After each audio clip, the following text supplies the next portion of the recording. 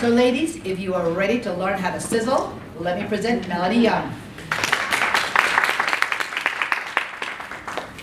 Thank you, Bianca. It's such a pleasure to be here. New Orleans is a second home to me. I'm a Sophie Newcomb grad. My family all went to Sophie Newcomb. I have family in New Orleans, and I was married here in 2007. And so it's always fabulous to come back.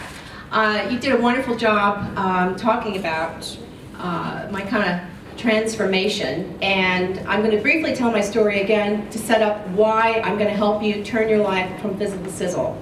In a nutshell, I had a business. I was at the top of the food chain running the James Beard Awards, which I created, and hobnobbing with famous chefs and traveling the world drinking great wine. Pretty amazing, right? It was a very successful public relations culinary events firm, and I was running it for closing in on my second decade. You'd think that was fabulous, right? Yeah. But in life, things happen to you that you may not control, but you need to take control of, and that is the message of this talk. I had become very stressed. The economy had tanked. I'd lost 2/3 of my business in 1 year. My father was given a year to live, and he was part of my business. He was my beloved CFO. I was highly stressed, 25 pounds overweight. I weigh 120, I was pushing 150. I was filled with strange ailments, from I thought I was having a heart attack to stress-related panic attacks to rashes and allergies, and a doctor said I was pre-diabetic, had fatty liver. I thought that was from eating too much foie gras. I asked him that. So I knew my system was out of whack. I even went to a nutritionist who put me on supplements, and I always wonder about those supplements. Supplements are not regulated, so be very careful about people pushing them, and make sure you go to a reputable doctor. Well, the kick in the chest came in August 2009 on a fabulous 2-week wine drinking business trip throughout Tuscany. I found a lump in my chest, my left breast. And a few weeks later, I was diagnosed with stage 2A breast cancer. Had to fly down to Chattanooga, Tennessee, my birthplace, to say goodbye to my father, who was in hospice, and came back and had a double mastectomy, had reconstruction at the busiest time of my business year, and then faced 5 months of chemotherapy. I went into, like anyone who has been told they have breast cancer, you go into survivor mode.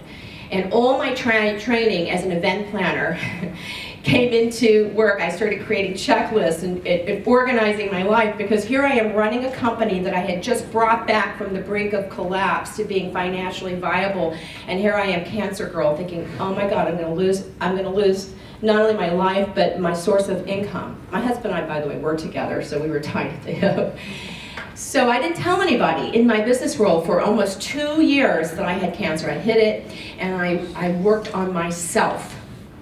I learned some lessons from that. I changed my diet, I learned to exercise, I learned to balance my time and my work, because I had to get through chemo and keep working and live. And when I got through it, everybody said, my God, you look amazing. You've never looked better. Somebody asked me if I had a facelift.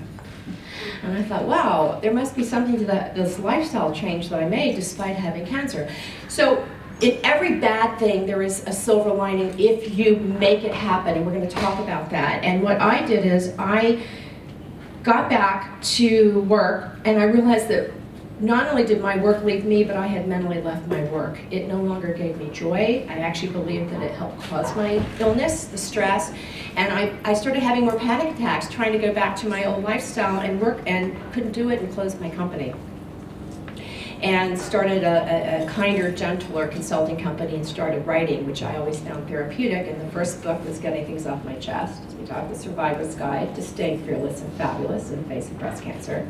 And this book was just won an award finalist by the International Book Awards, Fearless, Fabulous You, Lessons on Living Life on Your Terms. So what does this mean to you? How many of you have ever felt stuck in your life? All right, hello. Well, I've felt stuck. I've had a couple of times, 40, and I did a lot of cosmetic things to myself, if you get the seminar. 50 was like, wake up, you have cancer.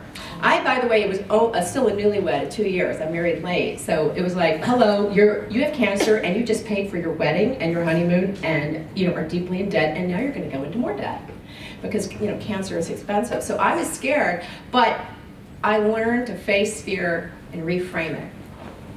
And if you have anything happen to you in life, whether it's disease, divorce, downsizing, you lose your job, debt, any of the D's, the dreads, this is what I want to tell you need to do. And it took me years after my treatment to reboot my brain. My body was healed, my brain needed a lot of work because I had a lot of post-traumatic stress, which I didn't expect, which is natural.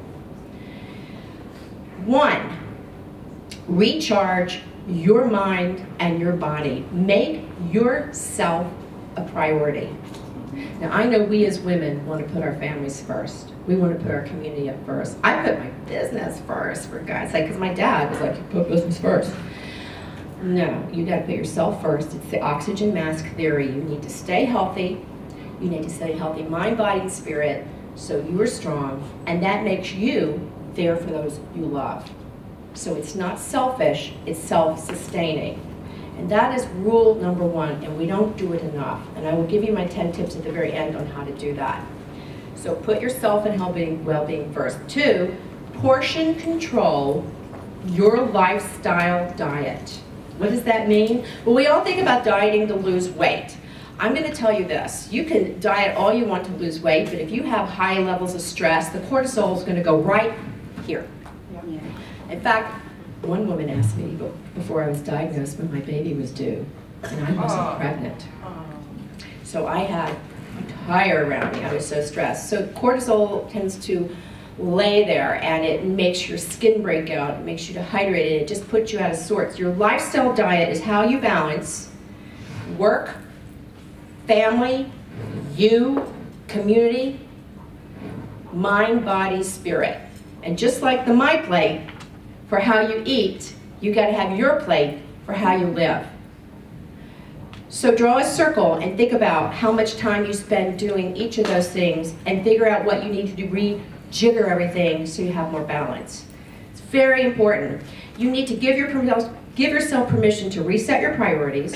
Learn to say no. It's perfectly okay to turn things down. I'm learning to do that. Ask for help. Delegate or ask for help. I got help today with Mary. I was like, I'm going to do this myself. Add in more pleasure and crowd out the bad stuff. What is crowd out the bad stuff? Crowd out the junk that you're putting in your diet. Crowd out the negative people that are making you feel toxic. Crowd out all the unnecessary tasks that you could delegate to someone else so that you can add in more time for you. So again, I'm a big list person. I do like, what is it that's wasting my time? What is it that I want to be doing, and how can I mix that list around? And I have checklists for you in the turquoise folder.